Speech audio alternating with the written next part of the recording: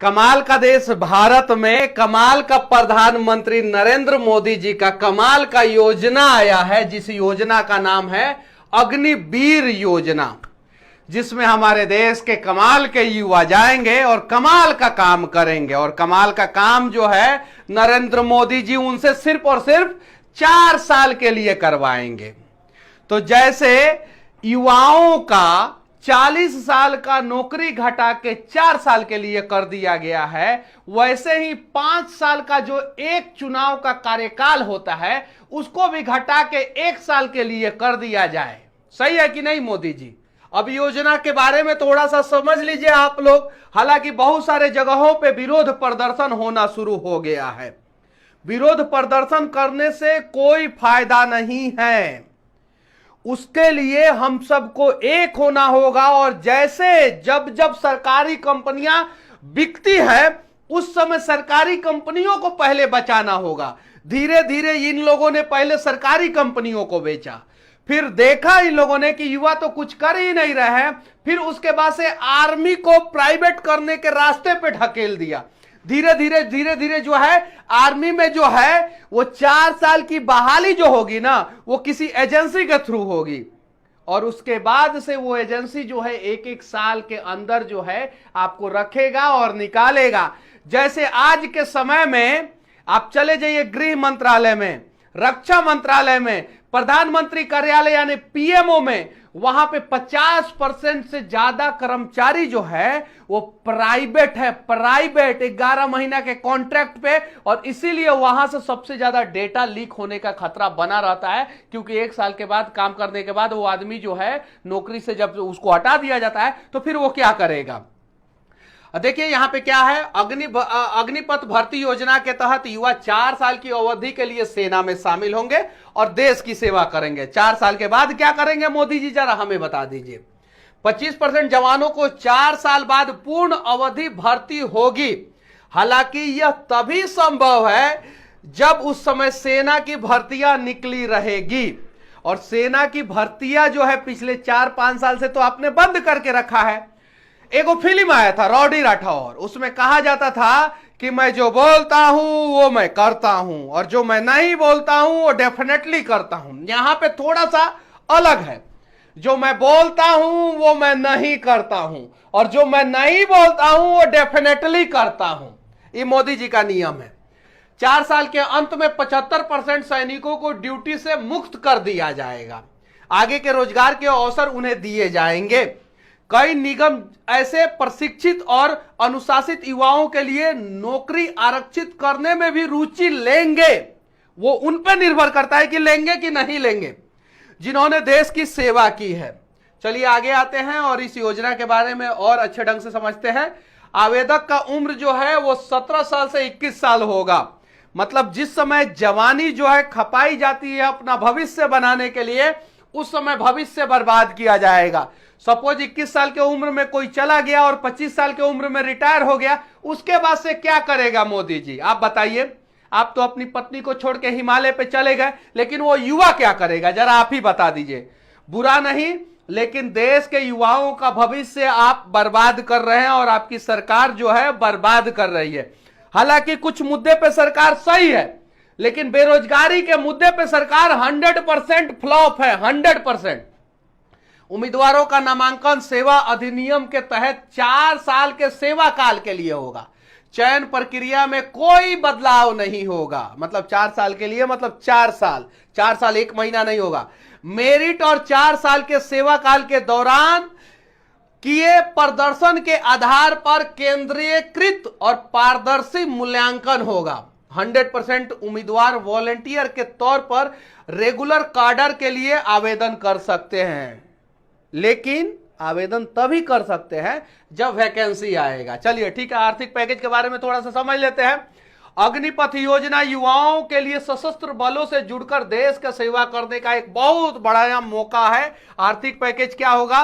संयुक्त मासिक पैकेज, पहले साल का पैकेज 30,000 रुपया, चौथे साल का पैकेज जो है 40,000 रुपया महीना होगा।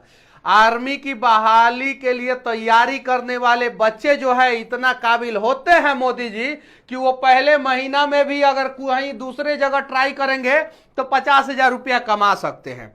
अब ये काम क्यों किया? हाँ, भत्ता समझ लिया जाए। भत्ता क्या है? पहला भत्ता जो है वो जोखिम भरा है, जोखिम भरा। दूसरा राशन वर्दी और उपयुक्त यात्रा छूट, ये है भत्ता। जैसे 20 साल से 60 साल के बीच का उम्र जो है वो जॉब करने के लिए उपयुक्त उम्र होता है डिफेंस में, सही है? यानी 40 साल का उनका करियर घटा के आपने 4 साल का कर दिया है। वैसे ही आप लोग भी जो 5 साल के बाद चुनाव कराते हैं वो 5 साल से घटा के हर साल चुनाव कराएं और आप लोगों को भी मौका मिलेगा। जो एक बार प्रधानमंत्री बन गया है उसे दूसरी बार प्रधानमंत्री का मौका मिल सकता है, लेकिन अगर प्रधानमंत्री का वैकेंसी आएगा तो, नहीं आएगा तो वैकेंसी प्रधानमंत्री का फुल हो जाएगा तो नहीं मिलेगा। लेकिन 5 साल का चुनाव जो है हर साल करा के देखिए। आप लोग ऐसा नहीं करेंगे। ये देखिए, उसके अलावा जो है सेवा निधि आर्थिक पैकेज, और भी आर्थिक पैकेज है। मासिक वेतन का 30% जो है ना योगदान करना है, 30% मासिक वेतन का, जो आपको रिटायरमेंट के उम्र में मिलेगा। रिटायरमेंट का उम्र आपका कितना है? 25 साल मैक्सिमम। चूंकि 21 साल के उम्र में मैक्सिमम बहाली होगा, 25 साल के उम्र में रिटायर हो जाएगा, और 17 साल के उम्र में बहाली होगा तो 21 साल के उम्र में रिटायर हो जाइएगा। सरकार के द्वारा भी समान राशि का योगदान किया जाएगा, मतलब जितना 30% आप दे रहे हो उतना सरकार भी देगा। 4 साल बाद आयकर से मुक्त 10 लाख की संयुक्त निधि और उपार्जित ब्याज का लाभ, मतलब 10 लाख रुपया पे भी इनको इनकम टैक्स लेना था, लेकिन वो मुक्त कर दिए हैं। एकदम पूरा बढ़िया तरह से बताया गया है कि ये आयकर से मुक्त रहेगा 10 लाख रुपया। ध्यान से देखिए, कार्यकाल पूरा होने के बाद क्या होगा? 4 साल पूरा करने के बाद सभी उम्मीदवार सेवा निधि के लिए पात्र होंगे। उच्च शिक्षा के लिए भी कौशल पात्रता प्रमाण पत्र और क्रेडिट अंक मिलेगा यहां से। उसके अलावा भी और भी बहुत सारा पैकेज है, आर्थिक पैकेज। सबसे बढ़िया पैकेज यही है इन नेताओं के नजर में। देखिए, ध्यान से देखिए, सबसे बढ़िया पैकेज नेताओं ने क्या दिया है? मृत्यु क्षतिपूर्ति। और ये मृत्यु क्षतिपूर्ति क्या होगा? आप शहीद नहीं होंगे, आप मरेंगे। 4 साल के लिए ज्वाइन होंगे ना, शहीद नहीं होंगे, मरेंगे। चूंकि साफ साफ सरकार ने मृत्यु क्षतिपूर्ति दिया है, समझे ना? 48 लाख का गैर अंशदायी जीवन बीमा कवर। सेवा के कारण हुई मृत्यु पर 44 लाख रुपए की अतिरिक्त अनुग्रह राशि। सेवा निधि सहित 4 वर्षों तक सेवा न किए गए हिस्से का भुगतान। अगर मान लीजिए कि पहले महीना ही मृत्यु हो जाती है तो 3 साल 11 महीने का पैसा, और अगर चौथे साल में मृत्यु होती है तो फिर उसका पैसा नहीं, ये सिर्फ यही मिलेगा। विकलांग क्षतिपूर्ति, मतलब कि मान लीजिए गोली वोली लग गया, कहीं विकलांग हो गए, तो जितना फसीदी असक्षमता चिकित्सा पदाधिकारी जो है तय करेंगे उतना ही आपको मुआवजा मिलेगा। जैसे अगर 100% कर दिए तो 44 लाख रुपया मिलेगा, 75% कर दिए तो 25 लाख रुपया मिलेगा, और 50% कर दिए तो 15 लाख रुपया मिलेगा, 49% कर दिए तो कुछ नहीं मिलेगा। ये है मोदी जी का एगो कमाल का योजना। अब देखते हैं, हम अपने सेना के बारे में जान लेते हैं। हमारा मतलब कि जो हमारा टोटल आर्म्ड फोर्स है, आर्म्ड फोर्स जिसमें भारतीय सेना, भारतीय वायुसेना, भारतीय थल सेना, भारतीय वायुसेना, भारतीय नौसेना जो आता है, उनकी संख्या 14,08,551 है वर्तमान में। ये विकिपीडिया का डेटा है, कुछ ऊपर नीचे हो सकता है, लेकिन ये 14,08,551 जो है डेटा जो है अनेकों इंटरनेट सोर्स से निकाला गया है, लगभग यही है। रिजर्व कर्मी, मतलब कि जो रिजर्व रहते हैं, उनकी संख्या जो है 11,55,000 है ये। अब देखिए, पहले क्या होता था आर्मी में, धोबी जो कपड़े धोते थे वो भी आर्मी के जवान ही होते थे, जो खाना बनाते थे वो भी आर्मी के जवान ही होते थे, जो उसमें घास काटते थे, साफ सफाई करते थे वो भी आर्मी के जवान ही होते थे, और इसके अलावा जो युद्ध के मैदान में भी जाते थे। अब धीरे धीरे क्या किया गया है, जैसे बड़े बड़े संस्थानों में आप चले जाइए, सचिवालय में, दिल्ली सचिवालय में चले जाइए, जो पीएमओ ऑफिस है, जो डिफेंस मिनिस्ट्री है, वहां पे कॉन्ट्रैक्ट बेसिस कर्मचारी आने लगे हैं। तो धीरे धीरे ये कॉन्ट्रैक्ट बेसिस के तहत जो है घुसाया जाएगा और ये 14 लाख जो संख्या है वो धीरे धीरे कम किया जाएगा। बाद में 14 लाख से ये कम होके जो है वो 10 लाख पे आ जाएगा, बाद में 7 लाख पे आ जाएगा। बाद में मोदी जी कहेंगे कि जवाहरलाल नेहरू के समय में भारतीय सेना चीन से युद्ध हार गया था, इसीलिए हम संख्या कम कर देना है और एगो कंपनी को दे देंगे चीन का बॉर्डर और एगो कंपनी को दे देंगे पाकिस्तान का बॉर्डर और कहेंगे कि दोनों कंपनियां बढ़िया काम करता है, इसलिए हम दोनों कंपनियों को दे दिए हैं। और ये बात जो है मैं आज से 2 साल पहले से वीडियो में कहते आ रहा हूं कि आर्मी को भी ये लोग प्राइवेटाइजेशन के रास्ते पे ढकेलने का प्रयास कर रहे हैं। उस समय जब मैं कहता था तो लोग मुझे गाली देते थे और आज ये सच्चाई सामने आ रही है धीरे धीरे। प्राइवेटाइजेशन क्योंकि सरकार जो है चाहती है कि ये इसका नियंत्रण जो है ना वो कोई प्राइवेट एजेंसी करे, सरकार के देखरेख में करे। जैसे बहुत सारी कंपनियां जो है सरकार के देखरेख में प्राइवेट एजेंसियां करती है निगरानी, उसके अलावा जो है पूर्ण रूप से प्राइवेटाइजेशन होता है। तो पूर्ण रूप से तो प्राइवेटाइजेशन नहीं हो सकता है, लेकिन सरकार के देखरेख में कंपनियां काम करेगी उस प्रकार से ये लोग जरूर कर सकते हैं। उदाहरण दे हम आप लोगों को, इंडियन ऑयल, और ही उदाहरण दे भारत पेट्रोलियम, और ही उदाहरण दे LIC। ये स्वतंत्र एजेंसी है, सरकार के देखरेख में काम करती है और LIC निर्णय करेगा कि हम कितने कर्मचारी को जो है पूर्ण रूप से रखेंगे और कितने कर्मचारी को रूप से आंशिक रूप से रखेंगे। LIC तय करेगा, इंडियन ऑयल तय करेगा। भारत पेट्रोलियम क्या करता है, कुछ कर्मचारियों को रखता है, बाकी जो नोजल मैन होते हैं उनको जब चाहे तब वो हटा सकता है पेट्रोल पंप वाला। तो ये रास्ते पे जो है ना भारतीय सेना को ढकेला जा रहा है, इस रास्ते पे कि जब चाहेंगे हम 5,000 को उठाएंगे और जब चाहेंगे 10,000 को निकाल देंगे। और देखरेख कौन करेगा, भारत सरकार। और उससे भी जब ज्यादा असंतुष्ट हो जाएंगे तो उसको भी बेच देंगे। उदाहरण दे हम आप लोगों को, भारत पेट्रोलियम को बेचा जा रहा है, LIC 10% जो है वो दे दिया गया, shipping yard corporation of India बिक गया, रेलवे को बेचा जा रहा है और इस कैटेगरी पे ढकेला जा रहा है इंडियन आर्मी को। ठीक है, यहां पे अर्धसैनिक बल में कौन कौन से होते हैं और उनकी संख्या कितनी है। अर्धसैनिक बल में जो है टोटल संख्या अभी जो है वो 10 लाख है अर्धसैनिक बलों की, जबकि अर्धसैनिक बलों की संख्या जो है चीन, पाकिस्तान, बांग्लादेश, श्रीलंका जो हमारे पड़ोसी देश है और किस प्रकार से उनकी एक्टिविटी है उस हिसाब से अर्धसैनिक बलों की संख्या जो है कम से कम 15 से 20 लाख होनी चाहिए, कम से कम मिनिमम। और जो हमारे ये 14 लाख संख्या है जो एक्टिव आर्म्ड फोर्स है उनकी संख्या जो है 20 लाख के आसपास कम से कम होनी चाहिए, कम से कम मिनिमम। क्योंकि हमारे दुश्मन देशों की संख्या कम नहीं है, पड़ोसिया जितने भी है वो खतरनाक हमारे दुश्मन हैं, चाहे वो चीन हो, चाहे वो पाकिस्तान हो, नेपाल भी कभी कभी हम लोगों को आंख दिखा देता है, बांग्लादेश से भी हम लोगों को खतरा है, जो बांग्लादेश के बॉर्डर से हमेशा जो है घुसपैठिया घुस जाते हैं। क्यों? क्योंकि बॉर्डर की सुरक्षा जो है BSF करने का प्रयास करता है, हमेशा अपनी जान की बाजी लगा के करता है BSF, लेकिन बहुत सारे जगहों पे जो है तैनाती नहीं हो पाती है क्योंकि BSF में संख्या बल की कमी है। ये चीजें है। म्यांमार, वहां से भी घुसपैठिया होती है, रोहिंग्या बहुत सारे लोग जो है उधर से घुस जाते हैं हमारे देश में। तो ये चीजें है, तो इनकी संख्या बढ़ाई जानी चाहिए, लेकिन 10 लाख ही है हमारे रिजर्व फोर्स। अब रिजर्व फोर्स में 1 नंबर पे है केंद्रीय औद्योगिक सुरक्षा बल, जिसको CISF कहते हैं। लगभग 80 से 90 हजार इनकी संख्या, धीरे धीरे इनकी कम की जा रही है। पहले हर जगह CISF वाले होते थे, बड़े बड़े इंडस्ट्रियल एरिया में, जैसे भारत पेट्रोलियम का कोई जहां पे बड़ा कंपनी है वहां पे CISF वाले की तैनाती होती थी, जहां पे कोल माइंस है वहां पे CISF की तैनाती होती थी, एयरपोर्ट पे, उसके अलावा मेट्रो स्टेशन पे, न्यूक्लियर पावर प्लांट में, बड़ा बड़ा NTPC का पावर प्लांट में CISF की तैनाती होती थी। अभी CISF जो है सिर्फ और सिर्फ जो है वो मेट्रो देखते हैं और एयरफोर्स देखते हैं और थोड़ा बहुत कुछ जगह पे देखते हैं, क्योंकि इनकी संख्या जो है आधे से कम कर दी गई है और धीरे धीरे CISF खत्म हो जाएगा।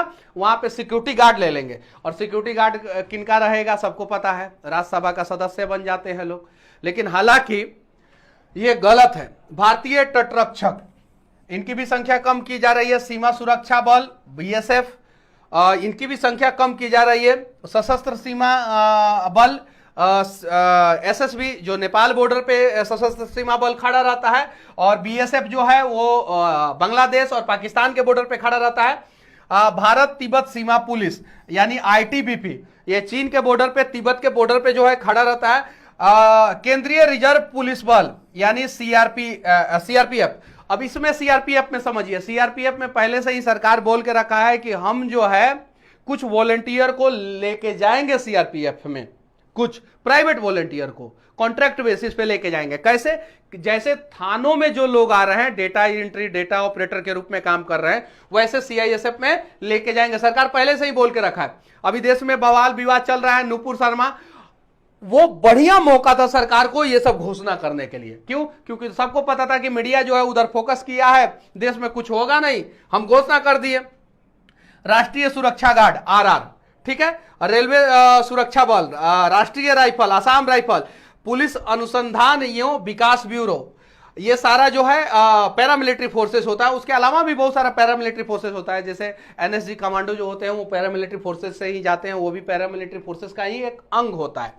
तो ये सारा अंग के बारे में जो है मोदी जी अच्छे ढंग से समझते हैं और बहुत अच्छे ढंग से समझते हैं, इसीलिए इस प्रकार का प्रयास कर रहे हैं। कमाल का, अतुल्य भारत में अतुल्य प्रयास किया जा रहा है उनके द्वारा।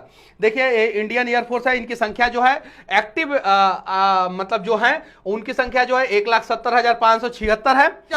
रिजर्व जो है वो 1,40,000 है। इंडियन नेवी में जो एक्टिव फोर्स है उनकी संख्या जो है 67,252 है, और जो रिजर्व है उनकी संख्या जो है 75,000 है। इनकी संख्या बढ़ाई जानी चाहिए। हमारे देश में फाइटर प्लेन की संख्या कम है, हमारे देश में टैंकों की संख्या कम है, हथियारों की संख्या कम है, यहां तक कि चीन के तुलना में हम बहुत कमजोर हैं। ये बात सत्य है कागजों पे। हाँ, नेताओं के भाषणों में हम कमजोर नहीं है। नेताजी लोग तो अपने भाषण से जो है ना चीन के सेना को दिन रात मारते हैं, दिन रात ऐसा लंबा लंबा छोड़ते हैं कि 100 गो सैनिक जो है चाइना का रोज मरता होगा, रोज। नेताजी लोग जो भाषण देते हैं, पाकिस्तान का 200-300 मार देते होंगे, बांग्लादेश का तो सारा मार देते हैं, एक एक भाषण देते हैं पूरा मर जाता है। लेकिन सच्चाई यह है कि हमें अगर युद्ध होगा तो 3-4 मोर्चे पे युद्ध लड़ना होगा। बांग्लादेश एक अलग मोर्चा है, पाकिस्तान एक अलग मोर्चा है, चीन एक अलग मोर्चा है, और हमारे देश में जो देशद्रोही बैठे हैं वो एक अलग मोर्चा है। तो इस हिसाब से हमें तैयारी करना होगा, हमें मजबूत होना होगा। मोदी जी पेट्रोल डीजल का दाम बढ़ा दीजिए, लेकिन इस प्रकार का काम मत कीजिए। 4 साल के लिए सेना में बहाली मत निकालिए, क्योंकि 4 साल के बाद वो बच्चे जब हथियार चलाना सीख जाएंगे और घर पे आएंगे, बेरोजगार होंगे, तो वो फिर क्या करेंगे? फिर गृह युद्ध हो जाएगा। हाँ, हालांकि बहुत सारे देशों में यह सुविधा है 4 साल के लिए, 5 साल के लिए। उस देशों में इसलिए यह सुविधा है कि उन सभी देशों की जनसंख्या बहुत कम है, तो सरकार फोर्सफुली जो है युवाओं को भेजता है आर्मी में। आर्मी में वो लोग नहीं जाना चाहते तो फोर्सफुली भेजता है, क्योंकि तुम जाओ जाओ जाओ जाओ। चीन में यह नियम नहीं है, क्योंकि चीन की जनसंख्या ज्यादा है। भारत में यह नियम नहीं होना चाहिए, भारत की जनसंख्या ज्यादा है। पाकिस्तान में यह नियम नहीं है, इंडोनेशिया में यह नियम नहीं है, ये जो बड़े बड़े देश है। ब्राजील में यह नियम नहीं है, क्योंकि ये बड़े देश है, इनके पास जनसंख्या है। तो यहां पे पूर्णकालीन ही आर्मी के जवान बनने चाहिए, पैरामिलिट्री फोर्सेस के जवान बनने चाहिए। बाकी मोदी जी, दाढ़ी का कलर आपका पूरा उजला है, एकदम मस्त, एको को दाग नहीं है दाढ़ी में, तो काहे इंडियन आर्मी पे दाग लगाने का प्रयास कर रहे हैं? 4 साल के बाद वो लड़कवा निकल जाएगा और उसके बाद से इंडियन आर्मी का डेटा लीक करेगा, तो लोग कहेंगे कि भारतीय सेना का एक अधिकारी ने, भारतीय सेना का एक सैनिक ने डेटा लीक किया है। ये कलंक जो है भारतीय सेना पे लगेगा मोदी जी। तो ये सही योजना नहीं है, और बच्चे जो है सड़कों पे विरोध कर रहे हैं मोदी जी। इसके पहले कि वो कुछ करें, आप कुछ अच्छा योजना लेके आइए। और 2 करोड़ लोगों को रोजगार देने वाले ये प्रधानमंत्री 10 लाख पे आ गए हैं। कितना पे? 10 लाख पे। पहले कब क्या बोले थे कि हर साल 2 करोड़ युवाओं को रोजगार देंगे, अब बोल रहे हैं कि 2024 तक 10 लाख युवाओं को रोजगार देंगे। 2023 में 13 से 14 राज्यों में चुनाव होने वाला है। 2024 लोकसभा का सेमीफाइनल 2023 में होने वाला है, 2023 में। अब जरा सोचिए, चुनाव के मद्देनजर 2 करोड़ से आके 10 लाख पे आ गए, और 10 लाख युवाओं को रोजगार कितने साल के लिए दे रहे हैं? 4 साल के लिए दे रहे हैं, 4 साल के लिए। क्या यह सही है? नहीं सही है। और कहीं नहीं तो कहीं हिंदुत्व के आड़ में हिंदुओं को ही बर्बाद करने का प्रयास किया जा रहा है। सरकारी नौकरी में 95% हिंदुओं के युवा जाते हैं सरकारी नौकरी में, और आर्मी में तो 99% हिंदू ही जाते हैं। यह बात सत्य है कि गलत है, आप लोग बताइए। तो बर्बादी किसकी हो रही है? हिंदुत्व के आड़ में आप हिंदुओं को ही बर्बाद करने का प्रयास कर रहे हैं। ये कहीं नहीं तो कहीं गलत है।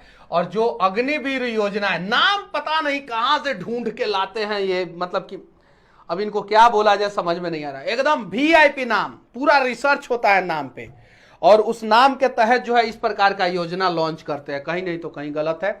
और देश के नेताओं से विनती है, देश के बिना दिमाग वाले नेताओं से खासकर विनती है कि इस प्रकार का योजना ना लाएं और हो सके तो देश को बचाने का प्रयास करें। बस बाकी हमारा ये प्रयास कैसा लगा आप लोग कमेंट करके जरूर बताना, और अग्निवीर योजना के बारे में आप लोग क्या सोचते हैं इसके बारे में भी जरूर बताना। जय हिंद।